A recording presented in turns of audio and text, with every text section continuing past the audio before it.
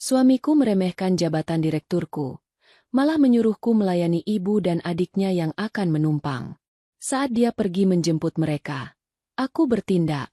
Pulangnya, dia berteriak histeris melihat rumah kosong dan surat gugatan cerai di meja. Sebelum ceritanya dimulai, silakan tulis di kolom komentar dari daerah mana saja teman-teman yang menonton cerita ini. Dan dengar cerita sambil aktivitas apa? Nyapu, ngepel, atau rebahan? Yuk kita simak ceritanya. Hujan deras mengguyur kota Jakarta sore itu. Air turun seolah ditumpahkan dari langit, memukul-mukul kaca jendela tebal di lantai 40 sebuah gedung pencakar langit di kawasan Sudirman Central Business District, atau yang biasa dikenal dengan sebutan SCBD. Di luar sana, awan kelabu menggantung rendah, menciptakan suasana sore yang gelap dan sendu. Namun di dalam ruangan kantor yang luas dan mewah itu, suasana terasa hangat dan penuh dengan ketegangan intelektual. Seorang wanita muda berdiri menghadap jendela besar yang menampilkan pemandangan hutan beton Jakarta yang basah. Namanya Wulan. Dia mengenakan blazer hitam dengan potongan tegas yang membalut tubuhnya, mencerminkan kewibawaan yang jarang dimiliki oleh wanita seusianya. Rambutnya diikat rapi ke belakang, tanpa ada satu helai pun yang berantakan. Wulan baru saja meletakkan gagang telepon nirkabel di meja kerjanya yang terbuat dari kayu mahoni solid. Dia menarik napas panjang, mencoba meredakan detak jantungnya yang berpacu cepat bukan karena takut, melainkan karena adrenalin kemenangan. Baru saja dia menutup pembicaraan penting dengan perwakilan investor asing dari Singapura dan Silicon Valley. Negosiasi yang telah berjalan alot selama 3 bulan terakhir akhirnya mencapai titik temu. Perusahaan teknologi yang ia dirikan dari nol di sebuah garasi sempit 5 tahun lalu, Nusantara Tech, kini baru saja mendapatkan penilaian valuasi yang fantastis. Angkanya tidak main-main, mencapai 7 triliun rupiah. Sebuah angka yang bagi kebanyakan orang hanya terdengar seperti mimpi di siang bolong, tetapi bagi Wulan, itu adalah bukti nyata dari ribuan malam tanpa tidur dan kerja keras yang menguras air mata. Wulan menatap pantulan wajahnya di kaca jendela yang basah. Dia melihat seorang wanita sukses, seorang pemimpin, seorang direktur utama yang disegani di dunia teknologi yang didominasi oleh laki-laki. Namun, senyum tipis di bibirnya perlahan memudar ketika matanya melirik jam dinding digital yang tergantung di dinding. Angka menunjukkan pukul 5 sore lewat 10 menit. Waktu di mana Cinderella modern ini harus kembali menjadi upik abu. Dengan langkah gontai, Wulan berjalan menuju lemari tersembunyi di sudut ruangannya. Dia membuka pintu lemari itu dan melihat deretan pakaian yang sangat berbeda dengan apa yang ia kenakan sekarang. Di sana tergantung kemeja-kemeja flanel kusam, celana bahan yang sudah agak pudar warnanya, dan tas selempang kanvas yang terlihat murah. Wulan melepas blazer mahalnya, melipatnya dengan hati-hati, dan menyimpannya ke dalam kotak penyimpanan khusus. Dia juga melepas jam tangan mewah serta cincin berlian yang melingkar di jarinya. Perlahan, Wulan mengganti penampilannya. Dia mengenakan kemeja flanel kotak-kotak yang ukurannya sedikit kebesaran, menyembunyikan postur tubuhnya yang tegap. Dia mengganti sepatu hak tingginya dengan sepatu datar yang solnya sudah mulai tipis. Dalam sekejap, aura CEO teknologi yang menguasai pasar digital Asia Tenggara itu lenyap. Yang tersisa hanyalah Wulan, seorang putri yang dianggap gagal oleh keluarganya sendiri. Wulan yang di mata ayahnya hanyalah seorang pengangguran yang menghabiskan waktu bermain komputer seharian tanpa hasil yang jelas. Wulan keluar dari ruangannya, menyapa beberapa karyawan yang masih lembur. Mereka semua tahu aturannya. Di luar kantor ini, tidak ada yang boleh tahu siapa Wulan sebenarnya. Rahasia ini dijaga ketat demi keamanan privasi Wulan, dan ironisnya, juga karena Wulan belum siap menghadapi ledakan emosi keluarganya jika mereka tahu kebenaran ini. Dia turun menggunakan lift pribadi menuju lantai dasar, lalu keluar melalui pintu samping gedung untuk menghindari lobi utama yang megah. Di pinggir jalan yang becek, Wulan mengeluarkan ponselnya, bukan ponsel pintar keluaran terbaru yang ia pakai untuk bekerja, melainkan ponsel model lama yang layarnya sudah retak di bagian ujung. Dia memesan ojek daring. Hujan masih turun rintik-rintik, membuat udara Jakarta terasa lembab dan menusuk tulang. Ketika pengemudi ojek datang dengan jas hujan plastik berwarna hijau yang basah kuyup, Wulan naik tanpa ragu. Dia tidak keberatan dengan cipratan air kotor dari genangan jalanan atau bau asap knalpot yang menyesakkan dada. Ini adalah ritual hariannya. Ritual untuk mengingatkan dirinya agar tetap membumi, sekaligus sandiwara sempurna untuk mengelabui ayahnya. Perjalanan dari SCBD menuju kawasan elit Pondok Indah memakan waktu hampir 1 jam karena kemacetan yang menggila akibat hujan. Wulan duduk diam di belakang pengemudi ojek, membiarkan pikirannya melayang. Dia memikirkan ironi hidupnya. Di kantor, ribuan orang menggantungkan nasib padanya. Keputusannya bisa mengubah arah pasar saham. Tapi sebentar lagi, begitu dia menginjakan kaki di rumah ayahnya, dia akan berubah menjadi remah-remah yang tidak berharga.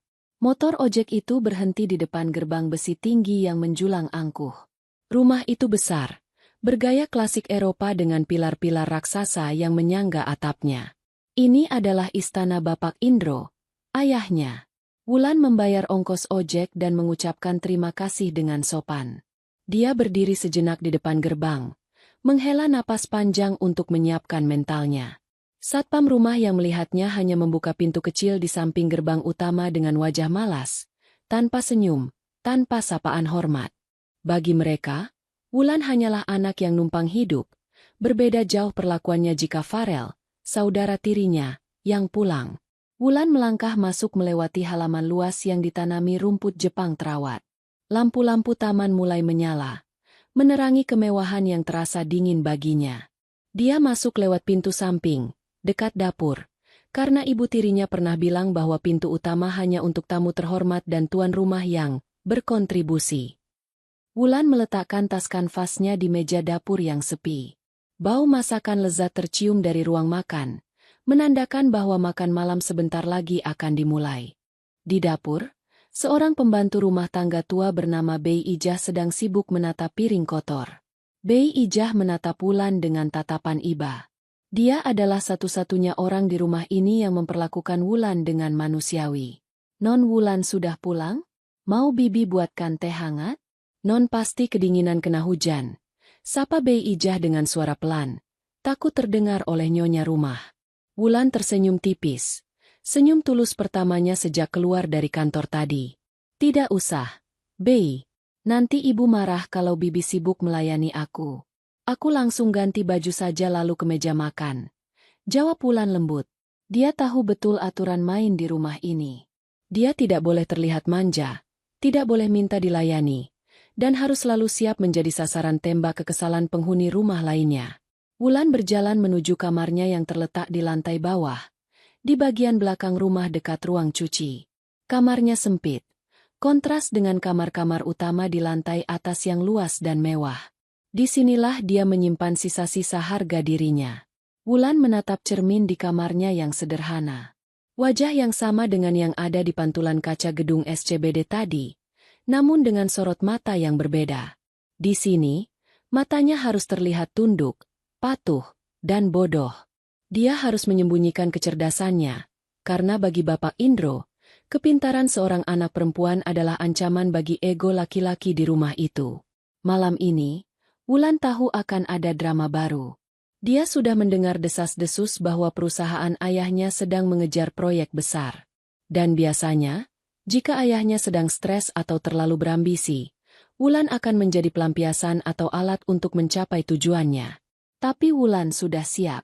Di balik kemeja flanel lusuhnya, tersimpan jiwa seorang direktur utama yang mampu menghancurkan atau menyelamatkan kerajaan bisnis siapapun dalam satu jentikan jari. Dia hanya perlu menunggu waktu yang tepat untuk menunjukkan siapa yang sebenarnya memegang kendali permainan ini. Suasana di ruang makan kediaman Bapak Indro terasa jauh lebih dingin daripada udara malam Jakarta yang baru saja diguyur hujan. Pendingin ruangan sentral disetel pada suhu terendah, membuat ruangan luas dengan lampu kristal gantung itu terasa seperti lemari es raksasa. Meja makan panjang yang terbuat dari marmer impor Italia sudah tertata rapi. Di atasnya tersaji berbagai hidangan mewah, sup krim jamur dengan truffle, steak daging sapi wagyu yang masih mendesis di atas piring panas, dan berbagai tumisan sayuran organik. Bapak Indro duduk di ujung meja, di kursi yang paling besar dan tinggi, seolah menegaskan posisinya sebagai raja di istana tersebut. Wajahnya keras, dengan garis-garis penuaan yang menunjukkan wataknya yang kaku dan otoriter. Di sebelah kanannya duduk Ibu Tiri Wulan, seorang wanita yang selalu tampil dengan riasan tebal dan perhiasan emas yang berlebihan, seakan takut orang lain tidak tahu kalau dia kaya. Di sebelah kirinya, duduk Farel, saudara Tiri Wulan. Pemuda itu duduk dengan gaya seenaknya. Kaki diangkat satu ke kaki kursi, sambil sibuk memainkan ponselnya, tidak peduli pada tata krama makan. Wulan duduk di kursi paling ujung, jauh dari pusat percakapan, dekat dengan pintu dapur. Piring di hadapannya berisi porsi yang lebih sedikit dibandingkan yang lain, dan dia tahu dia tidak boleh mengambil lauk tambahan sebelum dipersilakan, yang mana jarang sekali terjadi. Suara denting sendok dan garpu yang beradu dengan piring porselen menjadi satu-satunya suara yang terdengar selama beberapa menit pertama, menciptakan ketegangan yang mencekam. Jadi, bagaimana progres kafe kopi yang kamu rintis bulan lalu itu, Farel? Bapak Indro membuka percakapan. Suaranya berat dan bergema di ruangan sunyi itu. Tatapannya pada Farel penuh dengan harapan dan kebanggaan yang dipaksakan. Farel meletakkan ponselnya dengan kasar di meja, lalu menyeringai lebar. Ah, itu, yah, biasalah. Pasar lagi lesu. Orang-orang selera kopinya payah. Tidak mengerti seni kopi mahal yang aku jual. Jadi aku tutup sementara. Tapi tenang saja, yah, aku punya rencana bisnis baru yang jauh lebih gila. Kripto, yah, temanku bilang ini masa depan. Cuma butuh modal 200 juta lagi buat beli alat mining yang canggih. Celoteh Farel dengan nada sombong yang khas, tanpa rasa bersalah sedikit pun atas kegagalan bisnis sebelumnya yang juga dimodali ayahnya. Ibu Tiri Wulan langsung menyambar, mengangguk antusias. Benar itu, Pak. Farel itu visioner. Namanya juga belajar bisnis. Pasti ada jatuh bangunnya. Yang penting dia berani mencoba, tidak seperti. Matanya melirik tajam ke arah Wulan yang sedang menyuap nasi perlahan. Tidak seperti orang yang kerjanya cuma diam di kamar, main komputer tidak jelas, pulang sore, tapi tidak pernah bawa uang sepeser pun ke rumah. Wulan menghentikan suapannya sejenak. Hatinya terasa perih, seperti disayat sembilu. Saya bekerja, Bu. Saya sedang merintis karir, jawab Wulan pelan, tanpa berani menatap mata ibu tirinya. Karir apa? Cibir Farel sambil memotong daging stehya dengan kasar. Paling jadi admin all shop atau main game online yang bisa menghasilkan uang receh. Sudahlah, Kak. Akui saja kalau kakak itu tidak punya bakat bisnis seperti aku dan ayah. Bisnis itu butuh nyali, butuh visi. Bukan cuma duduk di depan layar sampai mata rusak. Bapak Indro berdehem keras, menghentikan perdebatan sepihak itu. Dia meletakkan pisau dan garpunya, lalu menyeka mulutnya dengan serbet kain. Wajahnya berubah serius, tanda bahwa ada hal penting yang ingin dia sampaikan. Sudah, jangan ribut soal recehan. Kalian harus tahu, saat ini perusahaan ayah, Indro Karya, sedang menghadapi momen paling krusial dalam sejarah. Semua mata tertuju pada Bapak Indro. Bahkan Wulan yang biasanya pura-pura tidak peduli pun ikut mendongak. Ayah sedang mengejar tender proyek jalan tol nasional. Nilainya 800 miliar rupiah. Ucap Bapak Indro dengan penekanan pada setiap kata. Matanya berbinar ambisius. Ini bukan proyek main-main. Kalau kita dapat ini, Indro Karya akan naik kelas menjadi kontraktor papan atas di negeri ini. Kita akan sejajar dengan BUMN. Wah, hebat sekali, Pak. Seru Ibu Tiri Wulan sambil bertepuk tangan kecil. Matanya berbinar membayangkan tas-tas bermerek baru yang bisa dia beli jika proyek itu gol. Bapak memang hebat. Tidak salah saya memilih Bapak. Tentu saja, jawab Bapak Indro dengan dagu terangkat. Tapi, persaingannya ketat. Kita butuh mitra teknologi yang kuat untuk sistem gerbang tol otomatisnya. Syarat tendernya mengharuskan kita menggandeng perusahaan teknologi lokal yang bona fide. Konsorsium investor sangat rewel soal ini. Farel yang tidak terlalu paham teknis hanya mengangguk-angguk sok tahu. Gampang itu. Yah, nanti Farel cari teman Farel yang jago it. Banyak kok kenalan Farel. Bapak Indro tersenyum bangga pada anak tirinya itu. Meskipun dia tahu Farel sebenarnya tidak punya koneksi yang berguna. Kemudian, tatapan Bapak Indro beralih pada Wulan. Tatapan itu berubah menjadi dingin dan menyelidik, membuat bulu kuduk Wulan meremang. "Wulan," panggil ayahnya datar. "Ya, Yah," sahut Wulan. "Ayah dengar dari pamanmu. Katanya kamu punya sedikit saham di sebuah perusahaan rintisan? Apa namanya?" "Nusantara sesuatu," tanya Bapak Indro dengan nada meremehkan, seolah menyebut nama perusahaan itu saja sudah membuang waktunya. Jantung Wulan berdegup kencang. Bagaimana ayahnya bisa tahu? Dia berusaha tetap tenang. "Nusantara Tech. Yah, iya, ada sedikit saham di sana. Itu hasil tabungan Wulan selama ini." Bapak Indro mendengus. Sedikit saham di perusahaan kecil tidak akan membuatmu kaya. Begini saja, ayah mau mengajarkan Farel cara berinvestasi yang benar. Kamu pindahkan sahammu itu ke nama Farel. Anggap saja itu hadiah untuk adikmu belajar mengelola aset. Lagi pula, kamu perempuan, nanti juga menikah dan ikut suami. Tidak perlu repot-repot pegang saham. Wulan tertegun. Permintaan itu keluar begitu saja dari mulut ayahnya seolah dia meminta garam di meja makan. Memindahkan saham?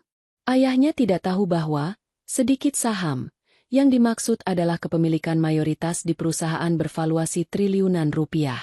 Memberikannya pada Farel sama saja dengan menyerahkan kunci brankas bank sentral kepada seorang pencuri amatir. "Maaf, Yah." Suara Wulan bergetar namun tegas.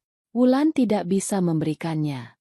Itu hasil kerja keras Wulan sendiri. Itu bukan sekadar aset, tapi itu karir Wulan. Farel bisa belajar investasi dengan modal yang ayah berikan, tapi tidak dengan mengambil milik Wulan. Suasana meja makan yang tadi dingin kini berubah mencekam. Wajah Bapak Indro memerah.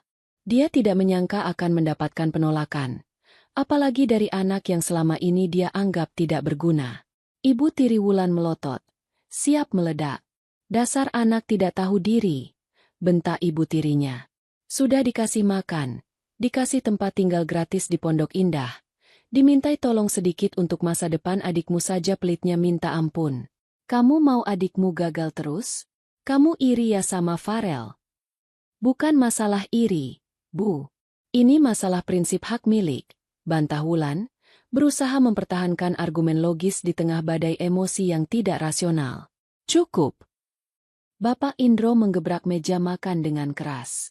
Piring dan gelas bergetar. "Berani kamu membantah saya? Saya ini ayahmu. Saya yang membesarkan kamu setelah ibumu meninggal. Kalau saya bilang serahkan, ya serahkan. Itu cuma perusahaan startup kecil. Tidak ada harganya dibandingkan proyek 800 miliar saya. Jangan jadi anak durhaka yang menghambat rezeki keluarga." Wulan menunduk, menahan air mata yang mendesak keluar.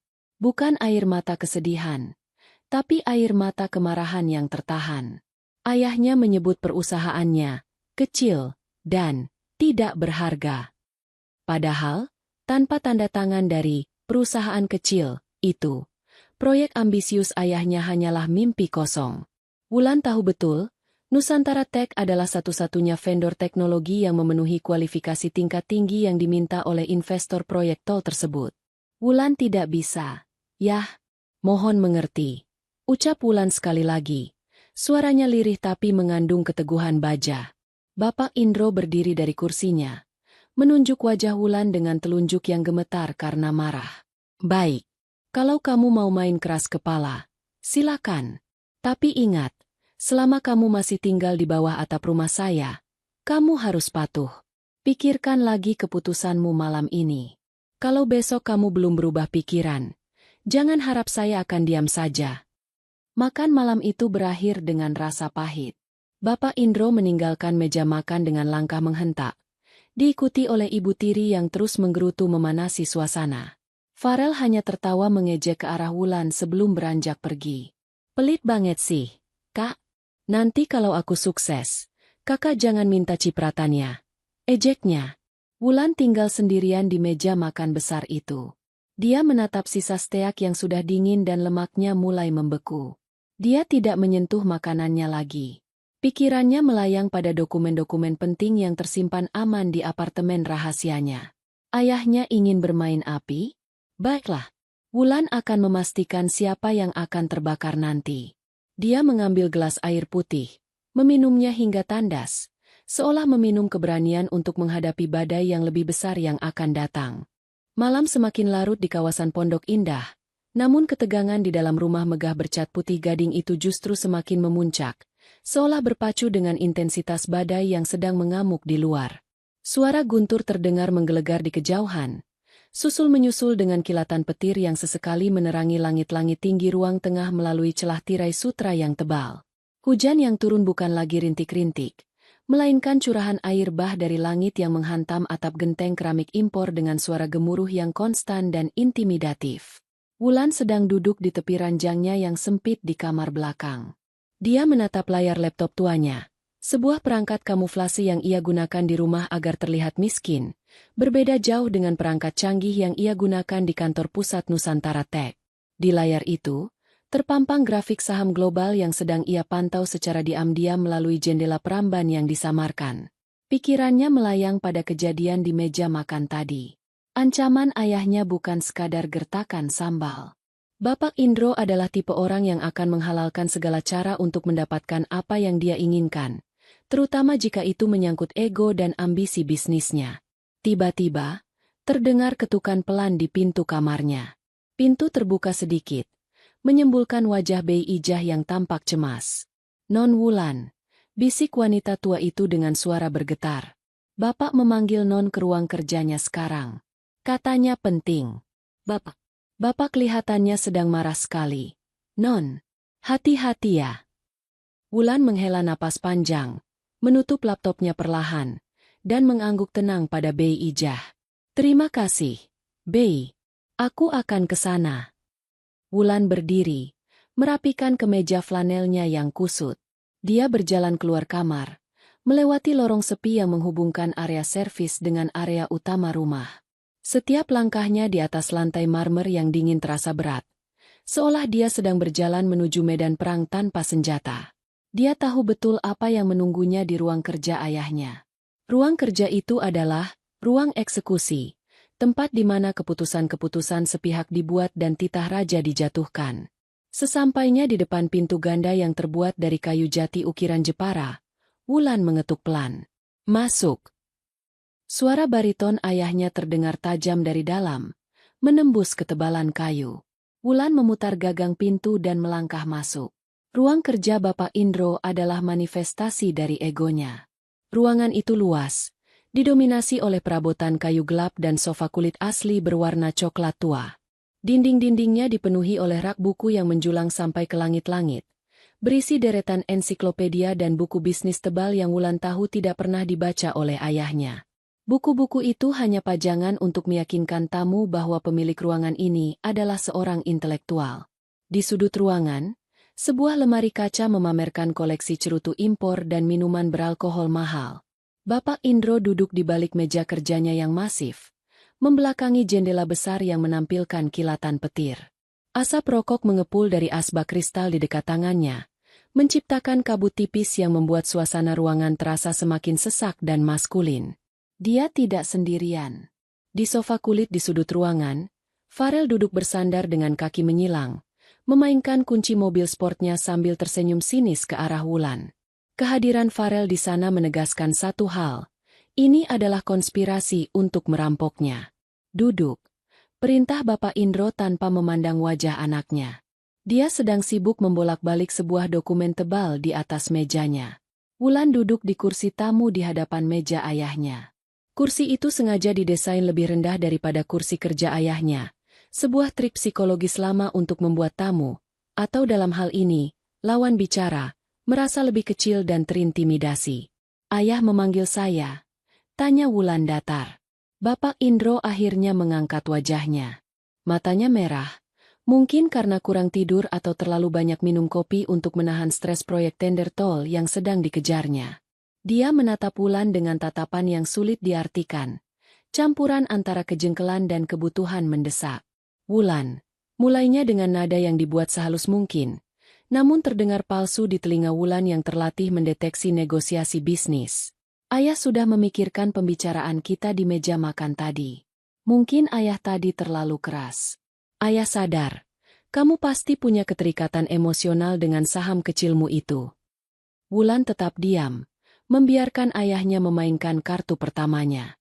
Tapi, lanjut Bapak Indro, nada suaranya mulai meninggi sedikit.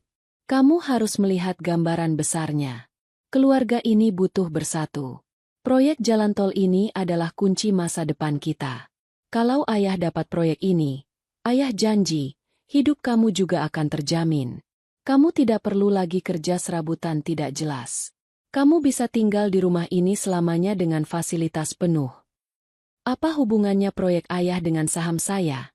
Pancing Wulan, pura-pura bodoh. Bapak Indro berdecak kesal, seolah menjelaskan kalkulus pada anak balita. Begini, untuk mengamankan posisi Farel sebagai penerus perusahaan, dia butuh portofolio investasi. Ayah ingin dia belajar mengelola aset teknologi. Saham kamu di Nusantara Tech itu. Siapa tadi namanya? Ah ya, Nusantara Tech. Itu bisa jadi batu loncatan buat Farel. Nilainya memang tidak seberapa. Mungkin hanya beberapa juta atau puluh juta rupiah, kan? Tapi itu cukup untuk melatih Farel bertanggung jawab. Di sudut ruangan, Farel tertawa kecil. Iya, Kak. Lagian kakak kan cewek. Ngapain sih pegang saham teknologi? Itu dunia cowok. Sinin aja. Biar aku yang kembangin. Nanti kalau untung, aku traktir bakso deh. Darah Wulan mendidih mendengar penghinaan itu. Mereka mengira perusahaannya hanya sekelas warung pinggir jalan. Padahal, valuasi Nusantara Tech saat ini lebih besar dari gabungan seluruh aset yang dimiliki Bapak Indro seumur hidupnya. Bapak Indro kemudian menyodorkan sebuah map berwarna biru tua ke hadapan Wulan. Di dalamnya terdapat dokumen legal yang sudah disiapkan dengan rapi, lengkap dengan materai. Ini surat pemindahan hak saham. Pengacara ayah sudah menyiapkannya tadi sore. Kamu tinggal tanda tangan di sini, dan di sini. Setelah itu, kamu bebas. Ayah bahkan akan kasih kamu uang saku tambahan 5 juta rupiah sebagai ganti rugi jerih payahmu menabung. Wulan mengambil map itu dan membacanya sekilas. Isinya sangat mengerikan secara hukum. Surat itu berisi klausul, pemindahan aset tanpa syarat dan tanpa kompensasi yang mengikat. Jika dia menandatangani ini, dia akan kehilangan kendali penuh atas perusahaan yang dia bangun dengan darah dan air mata. Bukan hanya itu, jika Farel memegang kendali Nusantara Tech, perusahaan itu pasti akan hancur dalam hitungan bulan karena ketidakmampuannya, dan ribuan karyawan Wulan akan kehilangan pekerjaan. Wulan menutup map itu perlahan dan meletakkannya kembali di meja. Dia menatap mata ayahnya lurus-lurus. Maaf, Yah, jawabannya tetap sama. Saya tidak bisa menandatanganinya. Suasana hening sejenak. Hanya suara hujan yang menghantam jendela yang mengisi kekosongan. Wajah Bapak Indro perlahan berubah warna. Dari pucat menjadi merah padam. Urat-urat di lehernya mulai menonjol. Topeng, ayah yang bijaksana, runtuh seketika, digantikan oleh wajah asli sang tiran. Apa kamu bilang?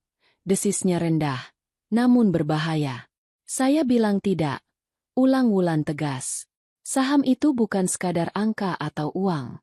Itu adalah tanggung jawab profesional saya. Ada kontrak yang mengikat saya dengan mitra lain. Saya tidak bisa memindah tangankannya begitu saja. Apalagi kepada seseorang yang tidak memiliki kompetensi di bidang teknologi. Farel langsung berdiri dari sofa. Wajahnya tersinggung. Wah, dia ngatain aku bodoh.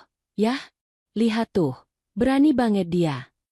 Bapak Indro menggebrak meja dengan kepalan tangannya. Brak! Suara itu begitu keras hingga membuat tumpukan buku di pinggir meja terjatuh. Kamu ini memang anak tidak tahu diuntung, teriak Bapak Indro. Suaranya menggelegar menyaingi guntur di luar.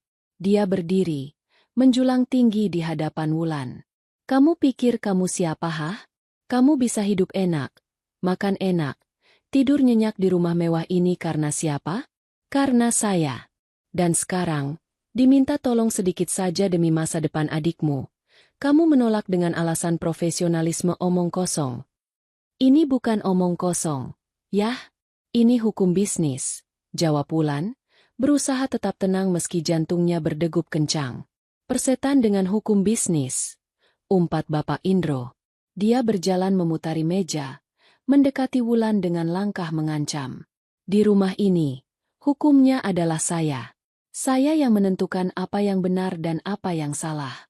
Kamu tahu kenapa saya minta saham itu? Karena saya tahu Farel butuh status. Investor proyek tol itu butuh jaminan bahwa keluarga kita melek teknologi. Kalau Farel punya saham itu, nama keluarga kita akan naik. Kamu mau menghancurkan kesempatan ayah mendapatkan 800 miliar hanya karena ego kamu mempertahankan perusahaan ecek-ecek itu. Wulan terdiam, mencerna informasi itu. Jadi itu alasannya. Ayahnya ingin menggunakan nama Nusantara Tech, yang mungkin dia dengar selentingan kabar bahwa itu perusahaan bagus, meski dia tidak tahu betapa besarnya, sebagai alat branding untuk memenangkan tender. Ironisnya, investor tol itu membutuhkan tanda tangan CEO Nusantara Tech yang asli, yaitu Wulan, bukan Farel yang memegang saham curian. Yah, kalau ayah butuh mitra teknologi, ayah bisa ajukan kerjasama resmi dengan perusahaan saya. Prosedurnya ada, kita bisa bicara profesional. Tapi bukan dengan cara merampas kepemilikan, tawar Wulan, mencoba memberikan solusi jalan tengah yang masuk akal. Bapak Indro tertawa, tawa yang kering dan meremehkan. Kerja sama resmi? Dengan kamu? Hah, jangan mimpi. Saya tidak sudi berbisnis dengan anak ingusan yang tidak punya pengalaman. Saya mau saham itu jadi milik Farel. Titik. Saya tidak butuh otak kamu. Saya cuma butuh aset itu atas nama Farel. Kalau begitu saya tidak bisa bantu. Wulan berdiri, bersiap untuk pergi. Keputusan saya final. Bapak Indro mencengkeram lengan Wulan dengan kasar, menahannya agar tidak pergi. Cengkeramannya kuat dan menyakitkan. Dengar baik-baik. Wulan, kamu punya waktu sampai pesta ulang tahun ibu tirimu lusa.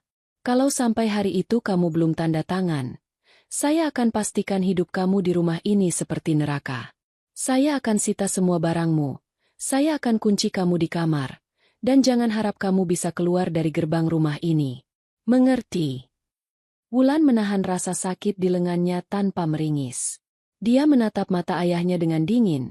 Tatapan yang membuat Bapak Indro sedikit terkejut karena dia melihat kilatan keberanian yang asing di mata anaknya yang biasanya penurut. Ayah boleh menyita barang saya. Tapi ayah tidak bisa menyita hak saya, ucap Wulan pelan tapi menusuk. Bapak Indro melepaskan cengkeramannya dengan kasar, seolah membuang sampah. Keluar, muak saya melihat muka kamu. Keluar. Wulan berbalik dan berjalan keluar ruangan dengan langkah tegap. Begitu pintu tertutup di belakangnya, dia mendengar suara benda pecah dilempar ke dinding, mungkin gelas atau asbak. Dia menyandar sebentar di balik pintu, mengatur napasnya yang memburu. Lusa adalah pesta ulang tahun ibu tirinya. Dan lusa, dia tahu, akan menjadi panggung terakhir sandiwaranya di rumah ini. Dia harus bersiap. Jika ayahnya ingin perang, maka Wulan akan memberinya perang yang sesungguhnya. Namun bukan perang teriakan seperti tadi, melainkan perang strategi yang akan meruntuhkan kesombongan mereka dalam satu pukulan telak. 2 hari kemudian, suasana di kediaman Bapak Indro berubah drastis. Jika malam sebelumnya rumah itu terasa seperti rumah hantu yang dihuni oleh amarah dan kegelapan, malam ini rumah itu bertransformasi menjadi istana dongeng yang gemerlap. Namun, bagi Wulan, gemerlap itu hanyalah lapisan emas palsu yang menutupi kebusukan di dalamnya. Ini adalah malam perayaan ulang tahun ibu tiri Wulan yang ke-50. Sebuah pesta besar-besaran digelar untuk menandai tahun emas sang nyonya rumah. Tidak tanggung-tanggung, Bapak Indro menyewa sebuah event organizer ternama untuk menyulap ballroom kecil di sayap kanan rumah mereka menjadi ruang pesta yang mewah. Bunga-bunga lili putih dan mawar merah segar didatangkan langsung dari perkebunan di Bandung, menghiasi setiap sudut ruangan, menyebarkan aroma harum yang bercampur dengan wangi parfum mahal para tamu undangan. Lampu kristal di langit-langit telah dibersihkan hingga berkilau menyilaukan mata. Meja-meja bundar ditata dengan taplak sutra berwarna emas, lengkap dengan peralatan makan perak yang dipoles sempurna. Alunan musik jazz lembut mengalun dari sebuah band kecil yang disewa untuk menghibur para tamu, menciptakan suasana elegan khas kaum elit Jakarta Selatan. Wulan, tentu saja, tidak mendapatkan undangan sebagai tamu kehormatan. Sejak pagi buta, dia sudah dipaksa bangun oleh ibu tirinya untuk membantu para pembantu dan kru catering. "Ingat posisi kamu, Wulan," kata ibu tirinya tadi pagi saat Wulan sedang mengelap gelas-gelas kristal di dapur. "Malam ini akan datang banyak orang penting. Teman-teman sosialitas saya, istri-istri pejabat, dan kolega bisnis bapakmu. Jangan bikin malu. Kamu pakai baju yang sopan, tapi jangan berlebihan. Dan jangan lupa, senyum. Awas kalau muka kamu ditekuk seperti orang susah." Kini, di tengah hiruk-pikuk pesta, Wulan berdiri di sudut ruangan dekat meja prasmanan. Dia mengenakan gaun sederhana berwarna biru tua yang sudah lama dia miliki. Satu-satunya gaun yang tersisa yang masih layak pakai.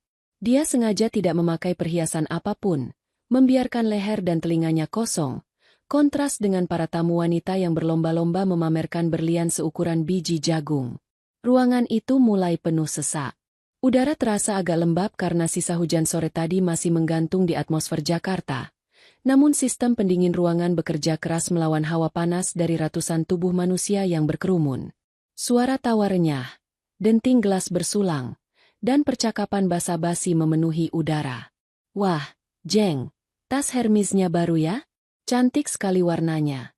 Terdengar suara seorang ibu-ibu dengan rambut disanggul tinggi memuji ibu tiri Wulan. "Ah, biasa saja kok, Jeng. Ini hadiah kecil dari Pak Indro. Katanya sih limited edition, cuma ada 5 di Indonesia." Jawab ibu tiri Wulan dengan nada merendah untuk meninggi, sambil mengibaskan tangannya agar gelang-gelang emasnya berdencing. Di sisi lain ruangan, Bapak Indro terlihat sedang dikerumuni oleh beberapa pria parubaya berjas rapi. Wulan mengenali beberapa wajah mereka dari majalah bisnis. Ada pengusaha properti, ada pejabat daerah, dan beberapa calon investor potensial. Bapak Indro tampak berapi-api menceritakan sesuatu. Tangannya bergerak aktif memperagakan visi besarnya. "Proyek tol ini sudah di depan mata, Pak." Wulan mendengar suara ayahnya sayup-sayup di antara kebisingan. "Kami sudah siapkan semuanya. Dana siap, alat berat siap, dan yang paling penting, tim teknologi kami. Anak saya, Farel, yang akan memimpin divisi inovasi digitalnya. Anak muda zaman sekarang, visioner sekali." Farel, yang berdiri di samping ayahnya dengan setelan jas yang sedikit terlalu ketat, mengangguk-angguk bangga sambil memegang gelas koktail. Dia terlihat menikmati peran barunya sebagai jenius teknologi. Dadakan, meskipun Wulan tahu Farel bahkan tidak bisa menginstal ulang sistem operasi komputernya sendiri.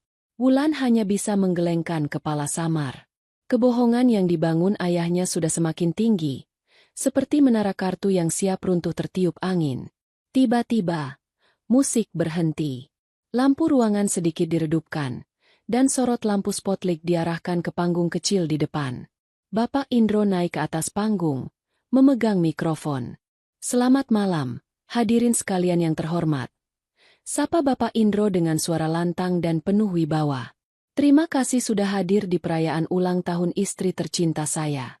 Malam ini bukan hanya tentang ulang tahun, tapi juga perayaan kecil untuk langkah besar keluarga kami menuju masa depan yang lebih cerah." Tepuk tangan riuh terdengar. Bapak Indro tersenyum lebar, menikmati sorotan itu. Namun, lanjutnya, nada suaranya berubah sedikit lebih serius. Matanya menyisir ruangan dan berhenti tepat di sosok Wulan yang berdiri di pojok. Sebuah keluarga yang sukses dibangun di atas kekompakan. Sayangnya, ada satu hal kecil yang mengganjal di hati saya malam ini. Sebuah pelajaran tentang kedermawanan yang belum tuntas. Jantung Wulan berhenti berdetak sesaat. Firasat buruk menyergapnya. Dia tahu kemana arah pembicaraan ini. "Wulan, putri saya, kemarilah nak." Panggil Bapak Indro lewat mikrofon. Suaranya terdengar lembut, tapi matanya memancarkan ancaman yang jelas. "Maju atau aku hancurkan kamu di sini." Semua mata tertuju pada Wulan. Ratusan pasang mata menatapnya dengan rasa ingin tahu. Wulan tidak punya pilihan selain melangkah maju. Kakinya terasa berat. Namun dia memaksakan diri berjalan tegak menuju panggung, melewati tatapan-tatapan menilai dari para tamu. Sesampainya di depan panggung, Bapak Indro tidak memintanya naik. Dia membiarkan Wulan berdiri di bawah, sementara dia menjulang di atas panggung, menciptakan jarak kuasa yang nyata. "Bapak-bapak, ibu-ibu," kata Bapak Indro, menunjuk Wulan seolah sedang memamerkan barang dagangan yang cacat.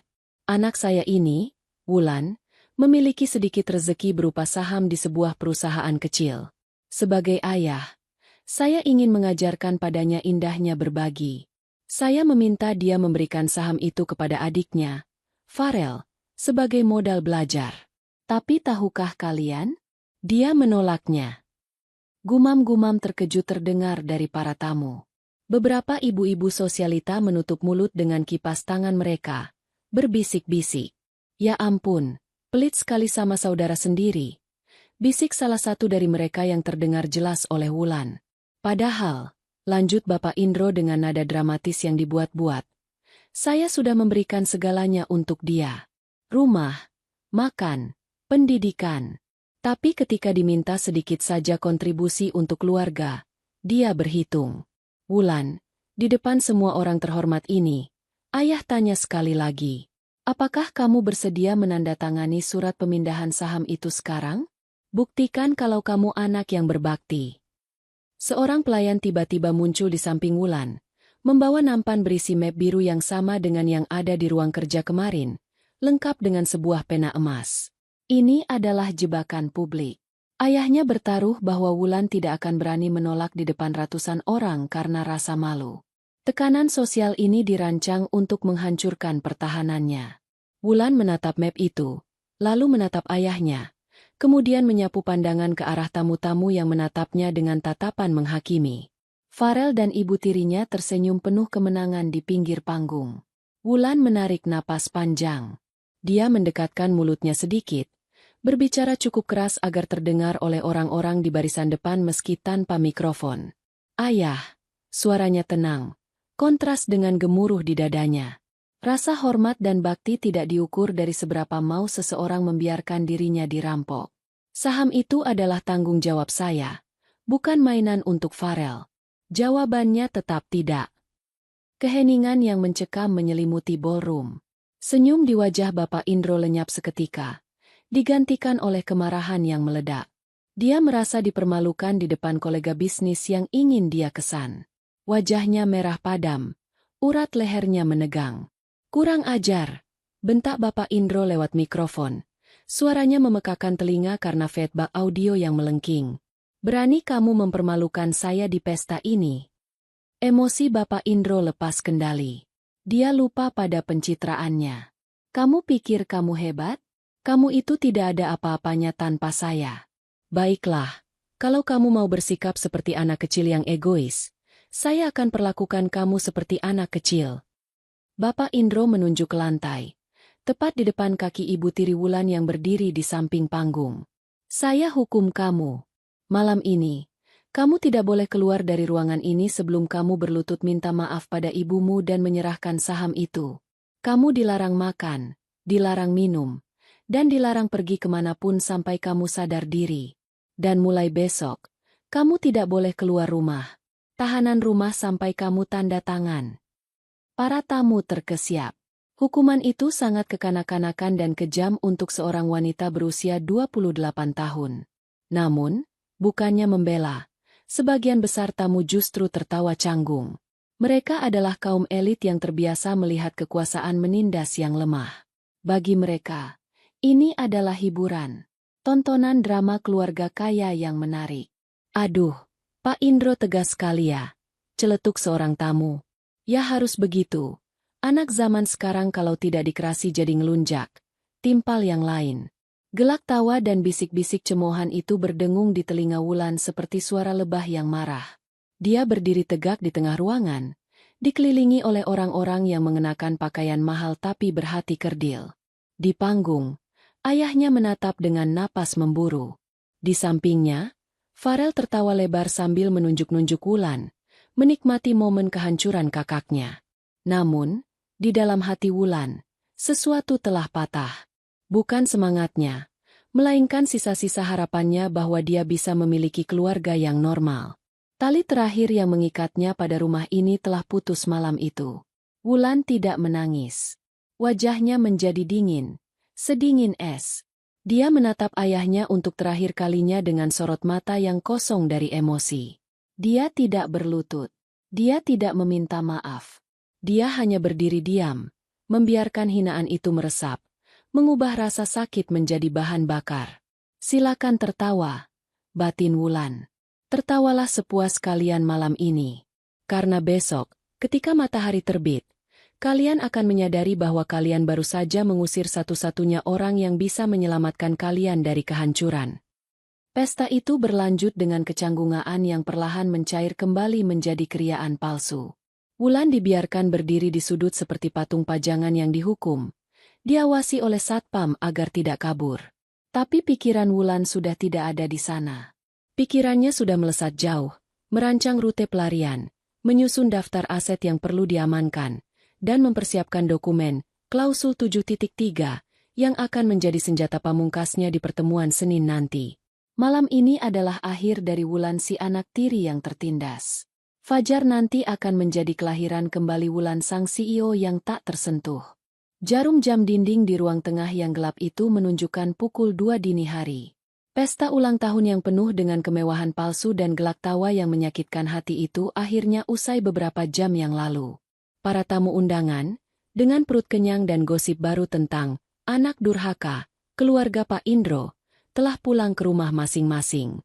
Rumah besar di kawasan Pondok Indah itu kini tenggelam dalam keheningan yang mencekam, hanya diiringi oleh suara gerimis yang masih setia membasahi bumi Jakarta. Lampu-lampu kristal telah dipadamkan, menyisakan bayangan-bayangan panjang yang menari di dinding akibat sorot lampu jalan yang menelisik masuk melalui celah tirai. Wulan duduk di tepi tempat tidurnya di kamar belakang yang sempit. Dia tidak tidur. Matanya terbuka lebar, menatap kegelapan dengan ketajaman yang tidak pernah dilihat oleh siapapun di rumah ini. Dia tidak menangis. Air matanya sudah kering sejak bertahun-tahun yang lalu. Tepatnya sejak dia menyadari bahwa air mata tidak akan pernah bisa membeli rasa hormat dari ayah dan ibu tirinya. Hinaan di pesta tadi, hukuman, tahanan rumah, yang diteriakkan ayahnya di depan ratusan orang, bukanlah akhir dari dunianya. Justru, itu adalah sinyal, mulai, yang sudah lama dia tunggu. Dengan gerakan yang tenang dan terukur, Wulan bangkit dari kasurnya. Dia tidak menyalakan lampu kamar agar tidak menarik perhatian satpam yang berjaga di pos depan. Dalam remang-remang cahaya bulan yang tertutup awan mendung, Wulan mulai bergerak. Dia mengambil sebuah tas ransel hitam sederhana dari bawah kolong tempat tidur. Tas itu bukan tas biasa. Di dalamnya terdapat lapisan pelindung guncangan dan air. Benda pertama yang dia masukkan adalah laptop tuanya, bukan laptop kerja utamanya, melainkan laptop cadangan yang berisi cadangan data terenkripsi. Kemudian, dia membuka sebuah kotak rahasia yang disembunyikan di balik tumpukan baju bekas di lemari. Dari sana, dia mengeluarkan sebuah hard drive eksternal berwarna perak dan sebuah map plastik berisi dokumen-dokumen identitas aslinya, paspor, akta kelahiran, dan sertifikat kepemilikan aset yang selama ini dia rahasiakan. Dia juga mengambil satu set pakaian ganti yang lebih layak, sebuah kemeja putih bersih dan celana bahan hitam, yang dia lipat sekecil mungkin agar muat di dalam tas. Wulan menatap sekeliling kamar itu untuk terakhir kalinya. Dinding yang catnya mulai mengelupas, kasur busa yang sudah tipis, dan meja belajar kecil yang menjadi saksi bisu ribuan malam dia bekerja membangun kerajaan bisnisnya secara diam-diam. Tidak ada rasa sedih atau nostalgia yang tersisa. Yang ada hanyalah rasa lega yang luar biasa. Dia meninggalkan semua barang-barang, Wulan si upik abu, di sana. Kemeja-kemeja flanel lusuh, sepatu-sepatu murah, dan pernak-pernik tidak berharga lainnya. Biarlah barang-barang itu menjadi peninggalan bagi hantu masa lalunya. Setelah memastikan semuanya siap, Wulan mengenakan jaket hoodie berwarna abu-abu gelap dan menarik tudungnya menutupi kepala. Dia membuka pintu kamar dengan sangat perlahan. Engsel pintu yang biasanya berderit itu sudah dia beri minyak pelumas tadi sore secara diam-diam saat pura-pura membersihkan lorong, sehingga kini pintu itu terbuka tanpa suara sedikit pun. Lorong rumah gelap gulita. Wulan berjalan menjinjit, Napasnya diatur sedemikian rupa agar tidak terdengar memburu. Dia melewati kamar utama di lantai bawah tempat ayah dan ibu tirinya tidur. Terdengar suara dengkuran keras Pak Indro yang berirama, tanda bahwa sang tiran sedang tidur nyenyak. Mungkin bermimpi tentang uang proyek 800 miliar yang dia yakini sudah ada di tangan. Wulan tersenyum sinis dalam kegelapan. Tidurlah yang nyenyak, ayah, batinnya. Karena ini adalah malam terakhir ayah bisa tidur dengan tenang. Wulan tidak menuju pintu depan. Pintu utama dikunci dengan sistem keamanan ganda dan kuncinya dipegang oleh ayahnya. Dia juga menghindari pintu dapur karena di sana dekat dengan kamar pembantu rumah tangga. Dan dia tidak ingin melibatkan Bei Ijah yang baik hati dalam masalah ini. Wulan menuju ke ruang cuci di bagian paling belakang rumah. Di sana ada sebuah jendela ventilasi yang cukup besar, yang biasanya digunakan untuk sirkulasi udara mesin pengering.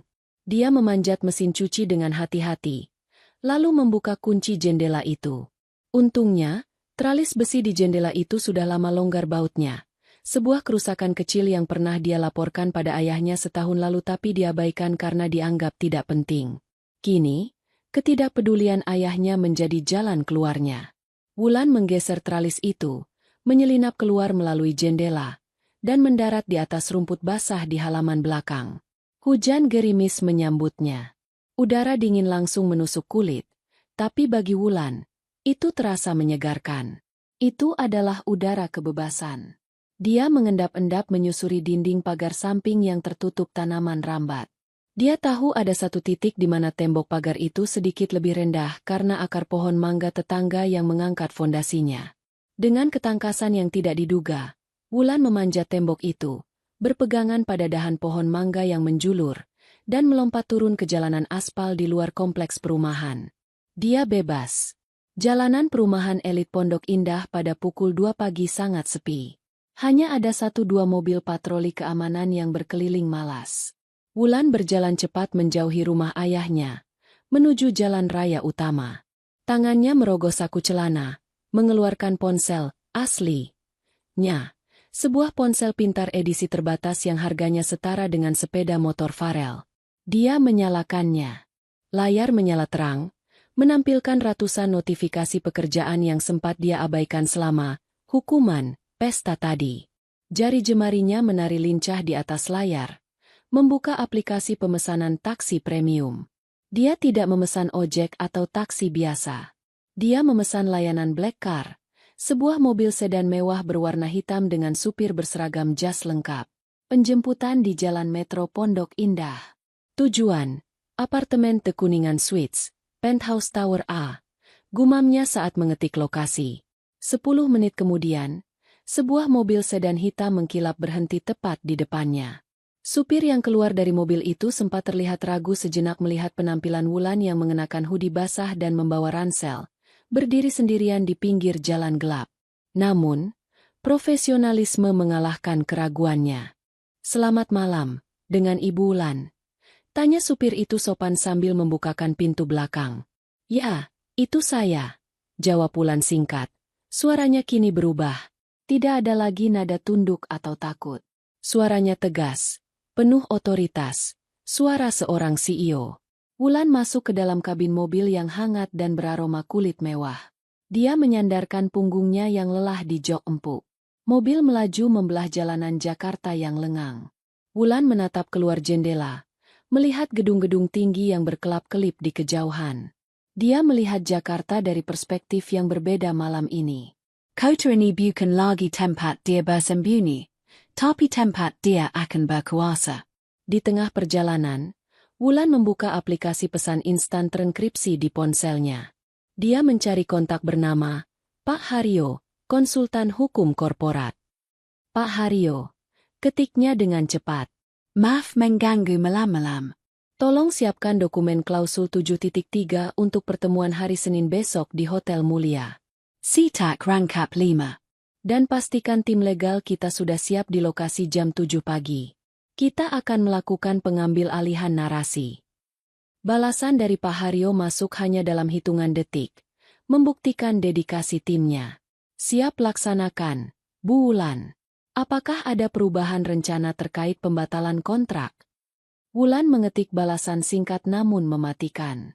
Tidak ada pembatalan. Kita akan datang, tapi bukan untuk tanda tangan di tempat yang mereka sediakan. Kita akan datang untuk memberikan pelajaran tentang integritas. Mobil terus melaju menuju Kuningan, meninggalkan kawasan Pondok Indah jauh di belakang. Wulan memejamkan matanya sejenak. Dia membayangkan wajah ayahnya besok pagi saat menyadari kamarnya kosong. Ayahnya pasti akan mengamuk, berteriak pada pembantu rumah tangga, mungkin menelepon polisi dengan tuduhan penculikan atau kabur dari rumah. Tapi Wulan tidak peduli. Secara hukum, dia adalah wanita dewasa yang merdeka. Tidak ada satu pasal pun di negara ini yang bisa memaksanya tinggal di rumah itu. Sesampainya di lobi apartemen penthouse-nya, Wulan disambut oleh resepsionis yang berjaga 24 jam. Selamat pagi, Ibu Wulan. Lama tidak terlihat. Ada yang bisa kami bantu bawakan? Sapa resepsionis itu dengan hormat yang tulus, sangat kontras dengan perlakuan orang-orang di rumah ayahnya. Tidak perlu, terima kasih. Jawab Wulan sambil berjalan menuju lift pribadi yang hanya bisa diakses dengan pemindaian retina matanya. Pintu lift terbuka langsung ke dalam unit apartemennya di lantai paling atas. Ruangan itu luas, bergaya minimalis modern dengan dinding kaca penuh yang menampilkan panorama 360 derajat kota Jakarta. Lantainya terbuat dari marmer putih Italia. Perabotannya didominasi warna monokrom yang elegan. Ini adalah istananya yang sesungguhnya. Tempat di mana dia menjadi dirinya sendiri. Wulan melempar tas ranselnya ke sofa kulit raksasa di ruang tengah. Dia berjalan menuju wine cellar kecil di sudut ruangan, mengambil sebotol air mineral dingin. Dia butuh kejernihan pikiran, bukan alkohol. Dia berdiri di depan kaca jendela besar, menatap kota yang mulai menggeliat bangun di bawah sana. Hujan sudah berhenti, menyisakan langit yang mulai membiru gelap menjelang fajar. Permainan dimulai, bisiknya pada bayangan dirinya di kaca. Dia bukan lagi putri yang terbuang. Dia adalah ratu yang kembali untuk mengklaim tahtanya. Dan Senin pagi nanti akan menjadi panggung eksekusi bagi mereka yang telah meremehkannya. Hari Senin tiba dengan cuaca yang cerah luar biasa, seolah alam semesta sedang mempersiapkan panggung yang sempurna untuk sebuah drama besar. Langit Jakarta berwarna biru bersih tanpa awan, kontras dengan suasana hati Pak Indro yang campur aduk antara panik dan gembira. Sejak pagi buta, rumah di Pondok Indah itu sudah seperti kapal pecah. Kekacauan bermula ketika Bei Ijah menemukan kamar Wulan kosong melompong. Jendela ventilasi ruang cuci yang terbuka menjadi satu-satunya petunjuk kepergiannya. Pak Indro sempat meledak marah, membanting telepon rumah, dan berteriak memaki satpam yang dianggap lalai. Dasar anak tidak berguna. Kabur di saat genting begini. Teriaknya sambil membetulkan dasinya di depan cermin besar di ruang tengah. Wajahnya merah padam. Tapi bukan karena sedih kehilangan anak, melainkan karena egonya terusik. Biar saja dia pergi. Paling nanti kalau uangnya habis dia merangkak pulang minta makan. Yang penting sekarang kita fokus ke hotel mulia. Jangan sampai hal sepele ini merusak konsentrasi kita. Ibu tiri Wulan, yang sudah berdandan lengkap dengan kebaya modern bertabur payet dan sanggul tinggi, berusaha menenangkan suaminya sambil memoles lipstik merah menyala. Sudahlah. Pak, mungkin dia malu karena hukuman kemarin malam. Baguslah dia pergi. Jadi tidak ada yang bikin malu kita di depan investor nanti. Lagi pula, Farel kan sudah siap. Farel keluar dari kamarnya dengan setelan jas abu-abu mengkilap yang baru dibeli kemarin sore. Dia tampak gagah secara fisik, namun aura kesombongan yang memancar darinya merusak segalanya. Tenang saja, yah, urusan teknologi serahkan padaku. Kalau mereka tanya soal teknis, aku tinggal jawab pakai istilah-istilah keren kayak algoritma, cloud computing, atau blockchain. Pasti mereka manggut-manggut percaya. Dengan keyakinan semu itulah mereka berangkat. Rombongan keluarga Pak Indro meluncur menuju Hotel Mulia Senayan menggunakan 2 mobil mewah. Di sepanjang perjalanan, Pak Indro sibuk melatih pidato kemenangannya. Sementara Farel sibuk update status di media sosial dengan keterangan, OTW tanda tangan proyek triliunan. Big Boss Energy. Sesampainya di Hotel Mulia, kemegahan langsung menyambut mereka.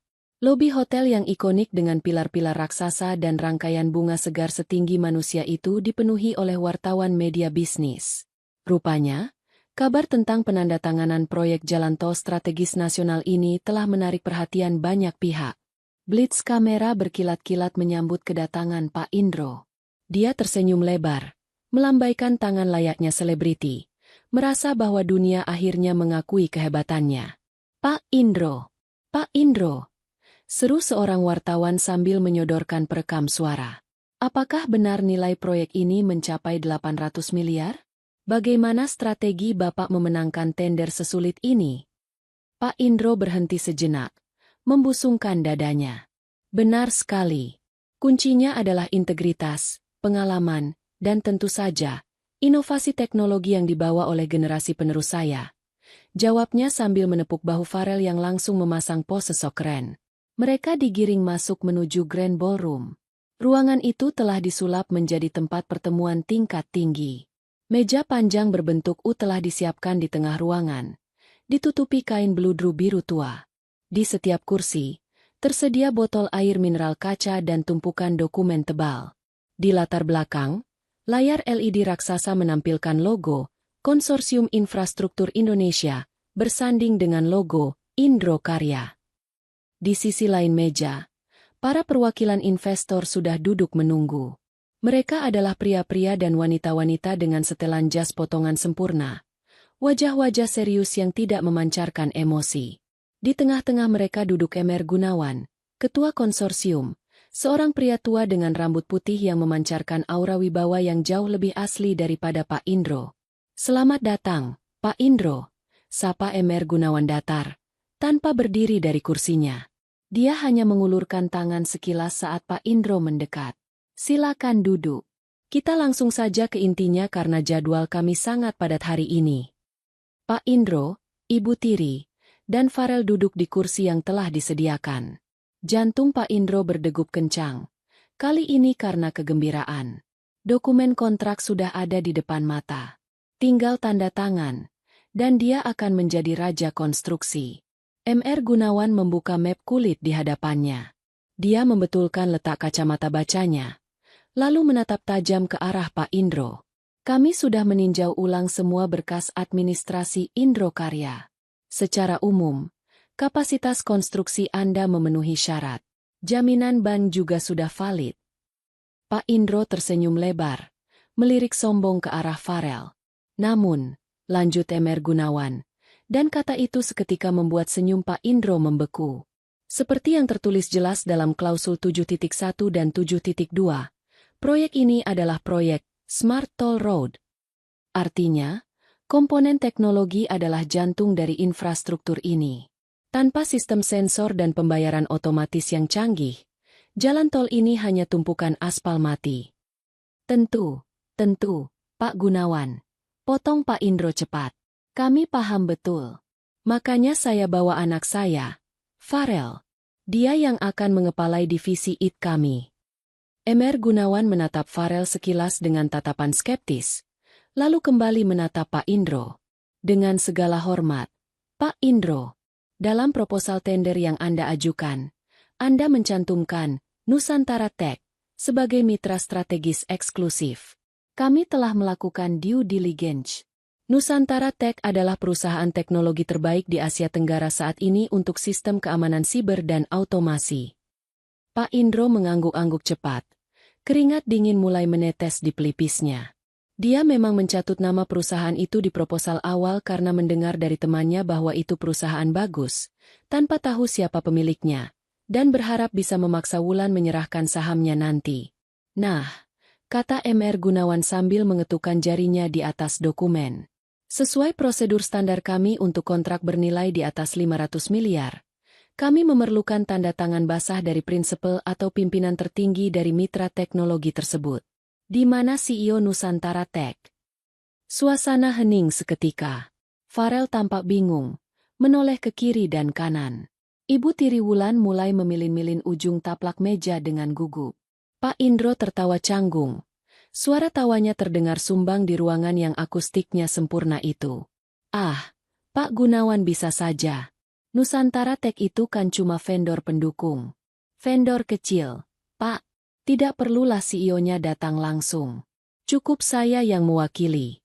Lagi pula, anak saya Farel ini kan calon pemilik sahamnya juga. Jadi sama saja, kan? Wajah MR Gunawan berubah dingin. Dia menutup map di hadapannya dengan suara, "Buk," yang pelan namun terdengar seperti vonis mati. Vendor kecil? Ulang MR Gunawan dengan nada heran. Pak Indro, apakah Anda sadar bahwa valuasi Nusantara Tech bulan lalu baru saja menembus 7 triliun rupiah? Mereka bukan vendor kecil. Dalam ekosistem proyek ini, posisi mereka setara dengan Anda.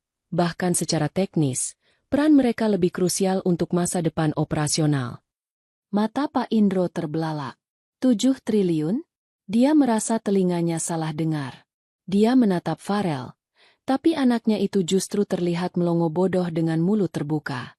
Dan mengenai tanda tangan, lanjut MR Gunawan tegas. Kami tidak bisa menerima perwakilan. Klausul kontrak ini sangat spesifik. Tanpa tanda tangan Direktur Utama Nusantara Tech hari ini, di ruangan ini, maka kesepakatan ini batal demi hukum.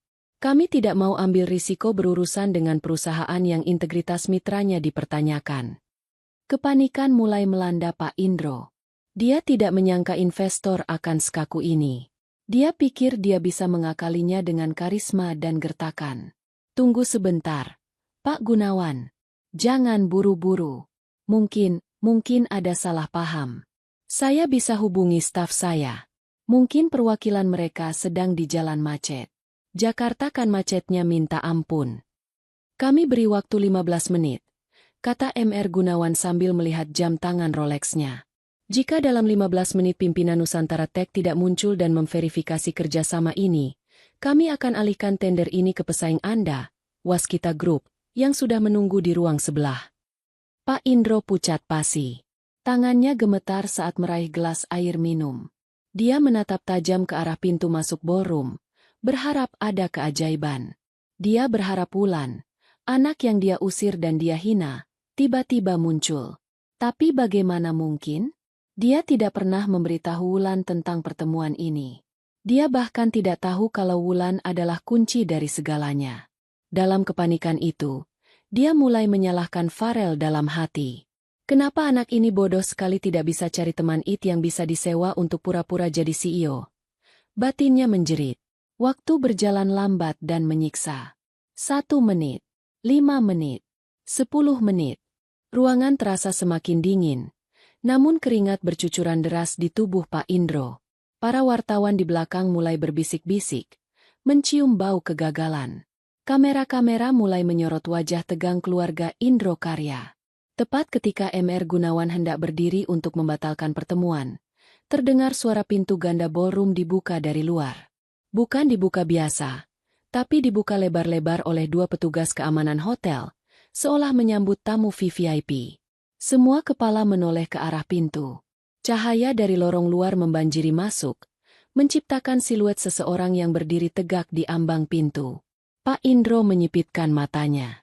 Dia melihat sosok wanita. Bukan dengan kemeja flanel lusuh atau gaun pesta murah. Wanita itu mengenakan setelan blazer putih gading potongan desainer Paris yang membalut tubuhnya dengan sempurna. Celana bahan yang jatuh rapi di atas sepatu hak tinggi stiletto merah menyala. Rambutnya digerai indah, bergelombang memancarkan kepercayaan diri. Di belakangnya, berjalan 2 orang asisten pria berjas rapi membawa tas kerja kulit, dan seorang pengacara senior yang wajahnya sering muncul di berita hukum nasional. Pak Indro ternganga. Dia mengenali wajah itu, tapi dia tidak mengenali auranya. Itu Wulan. Tapi bukan Wulan anaknya. Itu adalah Wulan sang predator puncak dalam rantai makanan bisnis ini. Wulan melangkah masuk ke dalam ruangan. Langkah kakinya berbunyi, tak tak tak, di atas lantai marmer, irama yang tegas dan mengintimidasi. Dia tidak menatap ayahnya. Dia tidak menatap Farel atau ibu tirinya yang mematung dengan mulut terbuka. Matanya lurus menatap MR Gunawan. MR Gunawan, yang tadinya duduk dengan angkuh, langsung berdiri dengan sigap. Senyum hormat merekah di wajahnya yang kaku. Selamat datang, Ibu Wulan. Sapa Emer Gunawan dengan nada yang jauh lebih ramah daripada saat menyapa Pak Indro tadi. Kehormatan besar bagi kami Ibu bisa hadir langsung di tengah jadwal Ibu yang padat. Selamat pagi, Pak Gunawan, jawab Wulan. Suaranya jernih, tenang, dan berwibawa, menggema di seluruh ruangan ballroom. Maaf membuat Anda menunggu. Ada sedikit kendala domestik yang harus saya selesaikan sebelum datang ke sini untuk meluruskan segalanya. Wulan berjalan melewati kursi ayahnya. Aroma parfum mahalnya tertinggal di udara, menampar indera penciuman Pak Indro dan menyadarkannya akan realitas baru yang mengerikan. Dia baru saja meremehkan raksasa yang sedang tidur. Pintu ganda ruang ballroom hotel mulia yang berat dan berukir indah itu terbuka lebar, seolah memberikan jalan bagi masuknya sebuah kekuatan baru yang selama ini tersembunyi. Cahaya lampu dari koridor luar menerobos masuk, menciptakan efek siluet dramatis pada sosok wanita yang berdiri tegak di ambang pintu. Ketika Wulan melangkah masuk, suasana di dalam ruangan yang tadinya penuh dengan ketegangan dan bisik-bisik raguan seketika berubah menjadi hening. Keheningan itu begitu absolut hingga suara gesekan kain celana atau helaan napas seseorang pun bisa terdengar jelas. Wulan berjalan dengan langkah yang mantap dan terukur. Suara sepatu hak tinggi stiletto merahnya yang mengetuk lantai marmer terdengar seperti detak jam yang menghitung mundur nasib seseorang. Dia tidak berjalan sendirian. Di sisi kiri dan kanannya, dua orang asisten pria berbadan tegap dengan setelan jas hitam rapi mengawal langkahnya, sementara seorang pengacara senior yang wajahnya kerap menghiasi layar televisi berita hukum berjalan sedikit di belakangnya sambil memeluk erat sebuah tas kerja kulit buaya. Penampilan Wulan pagi itu sungguh memukau. Sebuah transformasi total dari sosok Upik Abu yang selama ini dikenal oleh keluarganya. Dia mengenakan setelan blazer berwarna putih gading dengan potongan yang sangat presisi, membalut tubuhnya dengan elegan namun tegas. Rambutnya yang biasanya hanya diikat asal-asalan kini tergerai indah, bergelombang rapi memancarkan kilau kesehatan. Wajahnya dipulas dengan riasan minimalis namun tajam, menonjolkan sorot matanya yang dingin dan penuh perhitungan. Tidak ada lagi Wulan yang menunduk takut. Yang ada di sana adalah Wulan, sang predator puncak dalam ekosistem bisnis teknologi. Pak Indro, yang duduk di kursinya dengan punggung yang mulai basah oleh keringat dingin, merasa tenggorokannya tercekat. Matanya melotot tak percaya, seolah melihat hantu di siang bolong. Mulutnya terbuka sedikit, ingin mengucapkan sesuatu. Namun tidak ada suara yang keluar. Dia mengenali wajah itu. Tentu saja, itu adalah wajah anak kandungnya sendiri. Namun, aura yang dipancarkan wanita itu terasa sangat asing baginya. Itu adalah aura kekuasaan yang selama ini sangat ingin dimilikinya. Namun justru kini dimiliki oleh orang yang paling dia remehkan. Di sebelahnya, Farel yang tadi sibuk membetulkan dasi agar terlihat keren di depan kamera, kini ternganga lebar. Dia menyenggol lengan ibunya dengan kasar. Bu, itu Kak Wulan, kan? Kok dia bisa masuk lewat pintu VIP? Kok bajunya bagus banget? Bisik Farel dengan nada panik dan bingung. Ibu tiri Wulan hanya bisa mematung. Wajahnya yang tertutup bedak tebal tampak retak oleh ekspresi ketakutan. Dia mencengkeram tas tangannya erat-erat, seolah tas itu adalah pelampung di tengah lautan badai yang tiba-tiba mengamuk. Dia teringat bagaimana dia memperlakukan Wulan seperti pembantu di rumah, menyuruhnya mencuci piring kotor bekas pestanya semalam. Kini, wanita yang dia suruh-suruh itu berjalan dengan dagu terangkat, dikawal oleh orang-orang yang gajinya mungkin lebih besar dari uang belanja bulanannya. Wulan terus berjalan, melewati barisan kursi wartawan yang kini sibuk mengarahkan lensa kamera mereka ke arahnya. Kilatan lampu blitz menyambar-nyambar. Namun Wulan tidak berkedip sedikit pun. Dia sudah terbiasa dengan sorotan ini di dunia yang tidak diketahui keluarganya. Dia berjalan lurus menuju meja utama, tepat ke arah kursi kosong yang berada di seberang Pak Indro, di sisi di mana para investor duduk. Emer Gunawan, ketua konsorsium investor yang sedari tadi bersikap dingin dan kaku pada Pak Indro, tiba-tiba melakukan sesuatu yang membuat seisi ruangan terkesiap. Dia berdiri. Bukan hanya sekadar berdiri basa-basi, dia berdiri dengan sikap hormat yang tulus, membetulkan kancing jasnya, dan tersenyum lebar menyambut kedatangan Wulan. Tindakan ini segera diikuti oleh seluruh jajaran direksi investor lainnya. Mereka semua berdiri, memberikan penghormatan tertinggi pada sosok yang baru saja tiba. "Selamat datang, Ibu Wulan." Suara Emer Gunawan terdengar hangat dan penuh respek. Sangat kontras dengan nada bicaranya saat menegur Pak Indro beberapa menit lalu. "Kami sangat menghargai kehadiran Ibu di sini. Saya tahu jadwal Ibu sangat padat pasca penutupan putaran pendanaan seri C kemarin." Wulan tersenyum tipis. Sebuah senyum profesional yang tidak mencapai matanya. Dia menjabat tangan Emer Gunawan dengan genggaman yang kuat dan percaya diri. "Selamat pagi, Pak Gunawan. Terima kasih atas pengertiannya.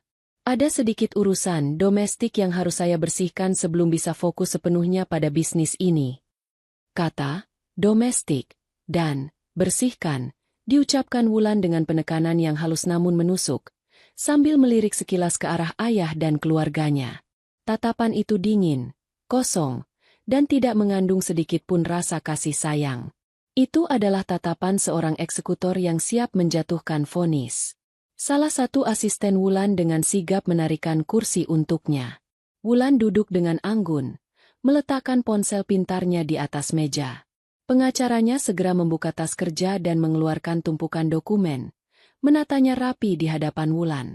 Pak Indro yang masih dalam kondisi syok berat, akhirnya menemukan kembali suaranya. Dia berdiri dengan gemetar.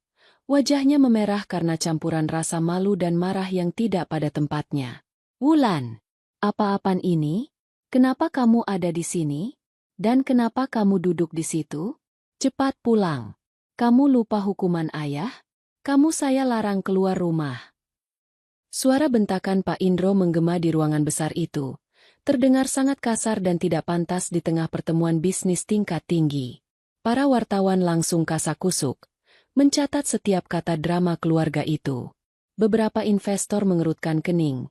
Tampak jijik dengan perilaku Pak Indro. Wulan tidak menjawab. Dia bahkan tidak menoleh ke arah ayahnya. Dia sibuk membaca sekilas dokumen di hadapannya, lalu menoleh pada asistennya. "Tolong ambilkan saya air mineral, yang suhu ruang saja." Pintanya tenang, seolah teriakan ayahnya hanyalah suara lalat yang mengganggu. Mr. Gunawan yang menjawab teriakan Pak Indro. Dia menatap Pak Indro dengan tatapan tajam dan penuh peringatan. "Pak Indro, harap jaga sikap Anda. Anda sedang berbicara dengan mitra strategis utama kami. Ibu Wulan adalah CEO dan pendiri Nusantara Tech, pemilik teknologi yang menjadi syarat mutlak proyek ini." "Apa?" Pak Indro terhuyung ke belakang, seolah ditampar oleh tangan tak kasat mata. Dia jatuh terduduk kembali di kursinya. "CEO? Pendiri? Tidak mungkin. Dia cuma main komputer di kamar." "Main komputer yang menghasilkan valuasi 7 triliun rupiah, Pak Indro," potong Mr. Gunawan tajam. Nusantara Tech adalah pemimpin pasar dalam sistem keamanan siber dan integrasi Smart City di Asia Tenggara. Jika Anda tidak mengetahui siapa mitra Anda sendiri, saya sangat meragukan kompetensi Anda sebagai kontraktor utama. Kalimat itu menghantam Pak Indro lebih keras daripada palu godam. Valuasi 7 triliun. 7 triliun rupiah. Angka itu berputar-putar di kepalanya seperti badai. Dia mencoba mengkalkulasi dengan cepat. Saham kecil yang dia coba rampas untuk farel saham yang dia hina sebagai remah-remah, ternyata bernilai ratusan miliar, bahkan mungkin triliunan jika Wulan adalah pemegang saham mayoritas. Dan dia baru saja mencoba merampoknya dengan ganti rugi uang saku 5 juta perak. Kebodohan macam apa yang baru saja dia lakukan? Farel yang duduk di sebelah Pak Indro tampak semakin menciut. Dia menatap kakaknya dengan pandangan baru. Pandangan takut. "Yah, ayah bilang perusahaan kakak itu ecek-ecek," bisik Farel, suaranya gemetar. "Kalau tahu dia bos besar, harusnya aku minta sahamnya lebih maksa lagi kemarin." "Diam kamu bodoh," desis Pak Indro, menahan emosi yang siap meledak. Wulan akhirnya mengangkat wajahnya dari dokumen. Dia menatap lurus ke arah Pak Indro. Kali ini, dia berbicara. "Bapak Indro." Panggilnya formal. Bukan ayah, tapi Bapak Indro. Panggilan itu menciptakan tembok jarak setebal benteng baja di antara mereka. "Kita berada di forum profesional. Tolong simpan drama keluarga Anda untuk di rumah." Di sini, saya adalah entitas bisnis yang akan menentukan apakah perusahaan Anda layak mendapatkan teknologi saya atau tidak. Pak Indro menelan ludah. Dia melihat sorot mata Wulan. Tidak ada keraguan di sana. Anaknya telah hilang, digantikan oleh seorang wanita besi. Dia mencoba mengubah strateginya. Dia memasang wajah memelas. Senyum palsu yang gemetar terukir di bibirnya. Wulan, maksud saya, Ibu Wulan, kata Pak Indro terbata-bata, mencoba merendahkan suaranya agar terdengar akrab. Nak, kenapa tidak bilang dari awal? Kalau ayah tahu kamu sesukses ini, ayah pasti bangga sekali. Ayah keras sama kamu itu kan biar kamu mandiri. Lihat hasilnya sekarang, kamu jadi hebat, kan? Itu berkat didikan ayah juga. Wulan tertawa kecil. Tawa yang kering dan dingin, membuat bulu kuduk orang yang mendengarnya meremang. Didikan? Anda menyebut mengunci saya di kamar, menghina saya di depan umum, dan mencoba merampas hak milik saya sebagai didikan? Menarik sekali definisi Anda. Dia menoleh ke arah Mr. Gunawan.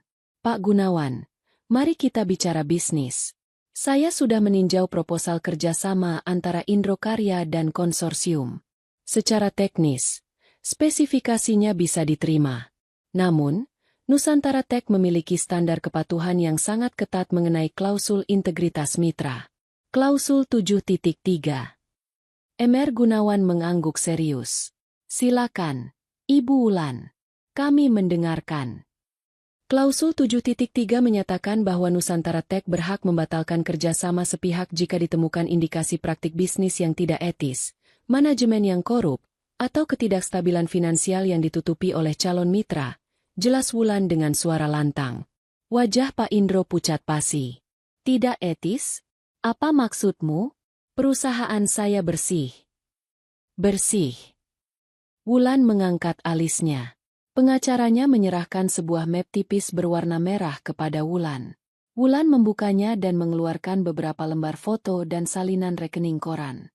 Berdasarkan audit independen yang tim saya lakukan dalam 24 jam terakhir, kata Wulan sambil melempar foto-foto itu ke tengah meja. Foto-foto itu memperlihatkan gaya hidup mewah Farel dan ibu tirinya, mobil-mobil sport, tas-tas branded, yang disandingkan dengan laporan keuangan perusahaan Indro Karya yang ternyata sedang berdarah-darah alias merugi besar. Indro Karya sebenarnya sedang diambang kebangkrutan. Uang perusahaan digunakan untuk membiayai gaya hidup pribadi direksi dan keluarganya. Proyek tol ini bukan untuk ekspansi, tapi hanya gali lubang tutup lubang untuk menyelamatkan diri dari jeratan utang bank. Ruangan menjadi gempar.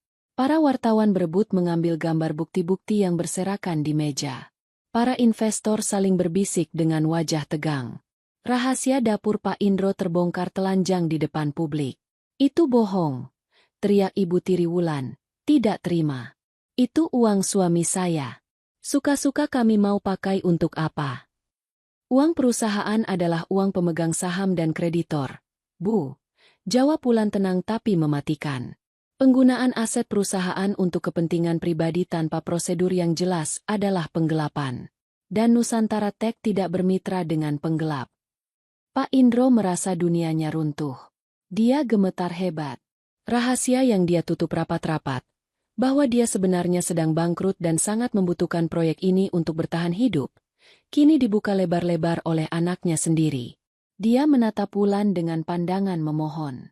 Sisa-sisa harga dirinya sudah hilang. Dia bukan lagi ayah yang otoriter. Dia hanyalah orang tua yang putus asa. Wulan tolong, bisik Pak Indro, suaranya parau. Jangan lakukan ini. Ini satu-satunya harapan ayah. Kalau proyek ini batal, ayah habis. Rumah akan disita. Kita semua akan gelandangan. Kasihanilah adikmu. Kasihanilah ibumu. Wulan menatap ayahnya lama. Hatinya berdesir, bukan karena kasihan, tapi karena menyadari betapa menyedihkannya sosok laki-laki di hadapannya ini. Laki-laki yang kemarin malam masih berteriak penuh kuasa, kini mengemis seperti pengutang yang dikejar penagih. Kasihan? Ulang Wulan pelan. Apakah Bapak merasa kasihan saat Bapak mempermalukan saya di pesta ulang tahun itu? Apakah Bapak merasa kasihan saat Bapak menyuruh saya menyerahkan hasil kerja keras saya hanya karena saya perempuan? Tidak, Pak. Bisnis tidak mengenal kasihan. Bisnis mengenal konsekuensi. Asisten Wulan menyodorkan sebuah pena emas yang berat dan mewah ke tangan Wulan. Dokumen kontrak utama sudah terbuka di halaman terakhir, menunggu tanda tangan yang akan mencairkan dana triliunan rupiah dan menyelamatkan nyawa bisnis Pak Indro. Semua mata tertuju pada tangan Wulan. Ujung pena itu melayang di atas kertas, bergetar sedikit tertimpa cahaya lampu gantung kristal. Inilah momennya. Momen di mana Wulan memegang kendali penuh atas nasib orang-orang yang selama ini menyiksanya. Suasana di Grand Ballroom Hotel Mulia terasa begitu berat. Seolah gravitasi di ruangan itu meningkat 2 kali lipat. Ratusan pasang mata terpaku pada satu titik fokus. Tangan kanan Wulan yang memegang pena emas di atas dokumen kontrak. Di luar jendela-jendela tinggi yang tertutup tirai tipis, matahari Jakarta bersinar terik, mengirimkan berkas cahaya yang jatuh tepat di meja, seolah menyoroti panggung kebenaran yang sedang berlangsung. Pak Indro menahan napasnya sampai dadanya terasa sakit. Matanya yang merah dan berair menatap ujung pena itu dengan harapan yang nyaris gila. Di dalam benaknya, dia berdoa pada Tuhan yang jarang dia ingat, memohon agar Wulan, putrinya yang penurut itu, masih memiliki sisa hati nurani. Tanda tangani, nak. Tanda tangani dan selamatkan ayah. Batinnya menjerit. Jika Wulan menandatangani kertas itu, uang muka proyek akan cair, utang-utang jatuh tempo bisa dibayar, dan kehormatan semu keluarga mereka bisa diselamatkan. Farel, yang biasanya banyak bicara, kini diam 1000 bahasa. Dia menggigit bibir bawahnya hingga berdarah.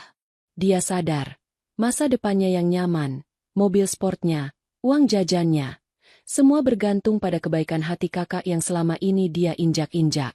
Ibu tiri Wulan sudah menangis sesenggukan tanpa suara. Maskaranya luntur mengotori pipi yang penuh bedak, menyadari bahwa tas-tas mewahnya mungkin sebentar lagi harus dijual di pasar loak. Wulan merasakan dinginnya logam pena di jari-jarinya. Dia menatap kertas putih itu. Kolom tanda tangan itu kosong, menanti goresan tintanya. Sekilas, memori masa lalu berputar di kepalanya seperti film bisu. Dia melihat dirinya yang kecil menangis saat ayahnya membentak karena nilai matematikanya hanya dapat 8, bukan 10.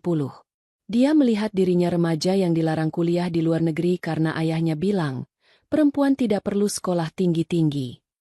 Dia melihat wajah sombong Farel saat mengejek laptop tuanya. Dan yang paling menyakitkan, dia teringat tatapan merendahkan ayahnya di pesta 2 malam lalu. Kamu saya hukum. Tidak boleh keluar rumah. Teriakan itu masih terngiang jelas. Wulan menarik napas dalam-dalam, mengisi paru-parunya dengan udara dingin ruangan ber-AC itu.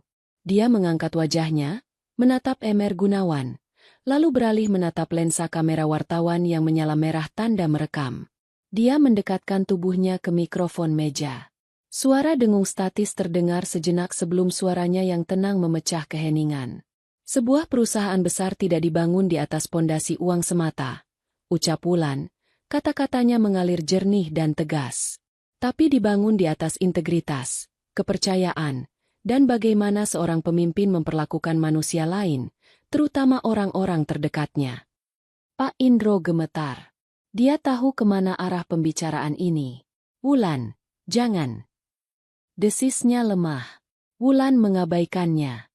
Indro Karya, di bawah kepemimpinan Bapak Indro, telah gagal menunjukkan kualitas dasar tersebut. Bukan hanya karena kondisi finansial yang tidak sehat, tetapi karena karakter kepemimpinan yang eksploitatif. Bagaimana saya bisa percaya bahwa Bapak Indro akan memperlakukan ribuan pekerja proyek jalan tol dengan adil, jika memperlakukan anggota keluarganya sendiri saja penuh dengan ketidakadilan dan manipulasi? Wulan menutup pena emas itu dengan bunyi, klik, yang pelan namun terdengar seperti ledakan di telinga Pak Indro. Dia tidak menggoreskan setitik tinta pun di atas kertas itu. Dengan gerakan perlahan dan penuh finalitas, Wulan menutup map dokumen kontrak itu dan mendorongnya menjauh. Maaf, Pak Gunawan, kata Wulan, menatap langsung mata ketua konsorsium. Nusantara Tech tidak bisa bermitra dengan perusahaan yang tidak menghargai integritas. Kami menolak bekerja sama dengan Indro Karya dalam kapasitas apapun. Tanpa teknologi kami, silakan Bapak menilai sendiri kelayakan proyek ini. Keputusan itu jatuh seperti vonis mati. M.R. Gunawan mengangguk perlahan. Wajahnya menunjukkan persetujuan penuh. Dia juga sudah muak melihat drama dan ketidakprofesionalan Pak Indro. Keputusan diterima. Ibu Wulan. Konsorsium kami juga memiliki standar etika yang tinggi. Tanpa dukungan mitra teknologi terverifikasi, dan dengan adanya fakta penyalahgunaan dana perusahaan yang baru terungkap. M.R. Gunawan menoleh pada Pak Indro yang kini terlihat seperti mayat hidup. Dengan ini, kami menyatakan bahwa Indro Karya didiskualifikasi dari proses tender proyek Jalan Tol Nasional. Kontrak dibatalkan. Kami akan membuka pembicaraan dengan pemenang cadangan, Waskita Group. Tidak. Pak Indro menjerit histeris. Dia melompat dari kursinya, mencoba meraih tangan M.R. Gunawan, tapi ditahan oleh petugas keamanan. Pak, jangan Pak. Beri saya kesempatan. Saya bisa cari mitra lain. Saya bisa perbaiki laporan keuangannya. Jangan batalkan. Saya mohon. Wartawan-wartawan langsung merangsek maju, mengabadikan momen kehancuran seorang pengusaha angkuh yang kini meronta-ronta sambil menangis. Kilatan blitz bertubi-tubi menyerang wajah Pak Indro yang hancur lebur. Farel hanya bisa menunduk dalam-dalam, menutupi wajahnya dengan tangan, malu setengah mati. Ibu tirinya pingsan di kursinya, membuat suasana semakin kacau. Di tengah kekacauan itu, Wulan berdiri. Dia merapikan blazernya, mengambil ponselnya, dan berbalik badan. Dia tidak melihat ke belakang lagi. Dia tidak melihat ayahnya yang sedang ditarik paksa oleh keamanan hotel karena mulai mengamuk. Baginya, urusan di ruangan itu sudah selesai. Buku masa lalunya sudah ditutup rapat, dan dia tidak berniat membacanya lagi. Wulan berjalan keluar dari Grand Ballroom, diikuti oleh timnya. Langkahnya terasa jauh lebih ringan dibandingkan saat dia masuk tadi. Beban seberat gunung yang selama bertahun-tahun menindih pundaknya. Beban untuk membuktikan diri. Beban untuk mendapatkan pengakuan ayahnya, kini telah hilang. Dia tidak butuh pengakuan dari orang yang tidak bisa melihat nilainya. Dia sudah memiliki pengakuan dari dunia. Saat Wulan melangkah keluar menuju lobi utama hotel, pintu kaca otomatis terbuka. Udara hangat Jakarta dan sinar matahari yang cerah langsung menyapanya. Langit di luar sana biru cerah, tanpa awan mendung sedikit pun. Badai yang selama ini menyelimuti hidupnya telah berlalu. Sebuah mobil sedan mewah sudah menunggu di depan lobi. Asistennya membukakan pintu. Sebelum masuk, Wulan berhenti sejenak. Dia menatap matahari yang bersinar terik, membiarkan hangatnya menyentuh kulit wajahnya. Dia tersenyum. Kali ini, senyum itu tulus. Senyum seorang wanita yang merdeka. Kita ke kantor pusat, Bu? Tanya asistennya. Ya, jawab Wulan mantap sambil masuk ke dalam mobil. Kita punya banyak pekerjaan. Dunia tidak akan menunggu. Mobil itu melaju meninggalkan pelataran hotel, meninggalkan kerumunan wartawan, meninggalkan keluarga yang hancur dalam penyesalan, dan membawa Wulan menuju masa depan yang dia bangun dengan tangannya sendiri. Di kaca spion, bayangan hotel mulia semakin mengecil, sama kecilnya dengan masa lalu yang kini telah ia tinggalkan selamanya.